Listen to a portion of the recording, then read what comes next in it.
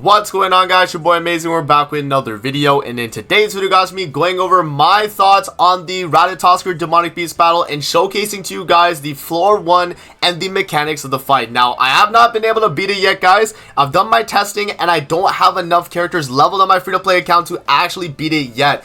But I do understand the mechanics of the fight, and I want to explain it to you guys so that you guys will maybe beat this floor and then, you know, attempt the floor 2 and 3. So I wanna showcase to you guys the video that I recorded already. So right here, I have my video recording here where I actually did an attempt. 40 minutes of recording here before I actually did get a run, guys, that pretty much explained everything that I needed to know. But this is the team comp right here. We have LR Elizabeth, Demon King Meliodas, we have the True Seeker Merlin, the green one that applies shock, and then we do have Jelly King. Now, the main idea with this, guys, is you're gonna need 2 characters that have poison, bleed, or shock. You need those 3 debuffs, and you also need a ranged or melee shock and a ranged or melee bleed or poison, right? It pretty much, you need to have an assortment of poison, bleed, and shock, and then also an assortment of ranged and melee skills. It'll come into play when we get to the final phase, and I'll talk about it when we get there. So this was the run that I did. I was doing some testing, you know, while recording it here. Pretty much what I was doing is I'll just record the run, and then I would, like, you know, test out things just to see what works and what doesn't. But I got a general gist of, like, how the fight goes, and I can pretty much explain at least some of the mechanics so that you guys know what you're doing when you're attempting this Demonic Beast. So starting with the first thing right here, the way that this works in terms of being able to damage him, as you guys can see, I'm attack sealed across the board. The only way you're able to cleanse that attack seal is by applying a debuff on the Ratatoskr, and then he has to go to either the left or the right because he cannot stay on the same pillar that he's at. Now, the way we do that is, as you guys will see in the gameplay, when I use the shock debuff, he will go to the left. So shock makes him go to the left one. The bleed makes him go to the right, and then poison puts him in the middle. So that's pretty much how the debuffs work, and where the Ratatoskr will teleport depending on the debuff. And you need him to teleport as well, because if he stays in the same slot, you're still going to be attack sealed. The only way you'll be able to attack is once you're able to pretty much remove that. So you guys will see, boom, he goes to the left. That's because we applied shock on him. So you have to apply shock on the actual boss himself, not the like side enemies, on the actual boss himself, guys. So you have to make sure that you are applying the shock on him specifically.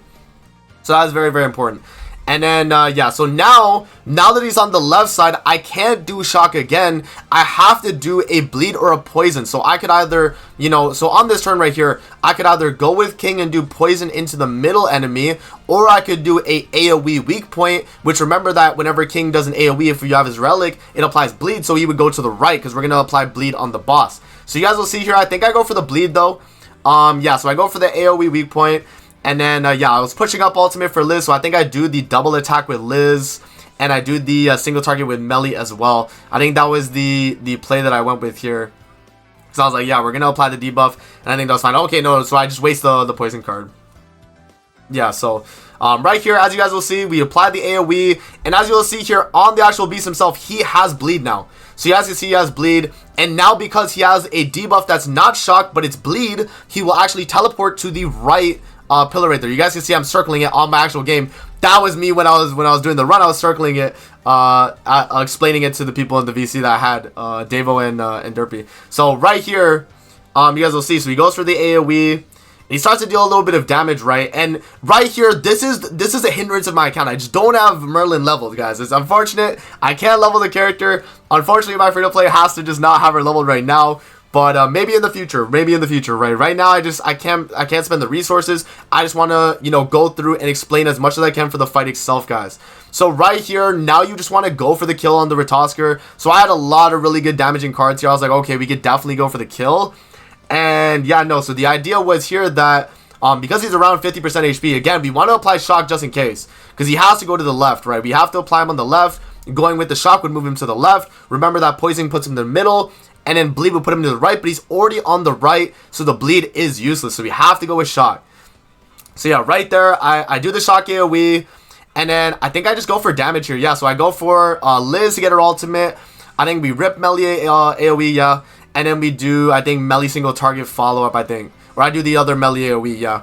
So yeah, we just go for damage, guys. So that was the idea right there. But yeah, what you pretty much want to do is you want to alternate between a shock and a bleed card, right? You just have to make sure that you always are applying that debuff on the boss so that he's alternating the spots. So right there, we do a lot of damage. Going for the second attack right there, we actually do finish him off and get the kill. I think when he's at a certain threshold of HP, he does get, I think that's like if you attack him, you get dissolved. But I could be wrong right there. I haven't done enough like testing on that part of the phase to actually really know. So yeah, moving on to the floor 2 right here, guys. This is where you have to have buff strip. This is very important. And the mechanics from the first phase still stay. So the poison, bleed, and shock, where he actually teleports is still important as well. So me starting this turn right here, I'm applying bleed onto him. So remember, he's going to go to the right. Right, so he's going to go to the right one, and as you guys will see, he has these like blue buffs right here, and you have to buff strip them with Liz. So I go for the AoE with Liz, we buff strip the buffs, he's going to gain 2 back, but if I think once he gets to a maximum of 6 of those buffs, that's when you kind of have an issue, guys, because that's when he's going to get an attack related up, and then he's going to nuke you. So right here, I was in a position that was pretty good though, because I got ultimates. I was in a situation where I could ult the boss and still do a good amount of damage while, pretty much moving into the next phase and not having too many issues. So what I do here is I'm like, okay, let's apply as much seeds to the end on the boss as I can, because I don't have a buff strip right now. I have a poison, but I don't have a bleed or anything like that, right? And I don't have a shock, so I was like, okay, let's just go for the damage, right? So I dropped the king ultimate, and we do that. Oh no, I technically had bleed. But again, he was already on the bleed slot though, guys. He was already on the bleed slot. So yeah. Drop the Meliodas ultimate. It actually does get the kill. And we move into the final phase right there, man. So there we go. We're on the final phase. And so this is where the final phase is very, very important on what type of skills you have for those effects. So as I mentioned at the beginning of the video, you need to have either range skills or melee skills, and that's going to come into fruition in this part of the fight, guys. So the same thing applies. I did check to see like what the buffs were, so I do screenshot it and I translate it real quick. So you guys will see like on my screen, I do like a Google Translate. But pretty much what this is, I think the bottom one was a 7% attack buff. This one just says that he gets strengthened by the boss, and then that's 80% damage reduction. So yeah, kind of giving you guys an idea of what the boss actually does. But right here, I'm like, okay, let's start the cycle again. Let's do shock. So we move him to the, I think it's to the left. And then remember, bleed would move him to the right. So right here, because we are attack still, we have to go with shock. And so we apply the shock right there to move him to the left. And then, yeah, we're going to be able to use our cards on the next turn. So you guys will see here, we're just kind of wasting the rest of our cards here.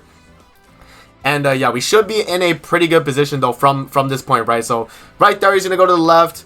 And then as you guys will see, he does get a defense related lower. But now, as you guys see right there, he gets a range buff. And now that range buff specifically means that he will dodge range skills. So whenever it shows the range or the melee icon, that's the one that you cannot damage him with. So you guys will see here, as I attack, when I do a range skill, it won't land on the boss. It has to be a melee. So when it shows like the little arrow and the bow, that means you can't use range skills against him. It just won't do damage. That means you can't apply your shock and you can't apply your bleed unless it's a melee, right? So that's very, very important.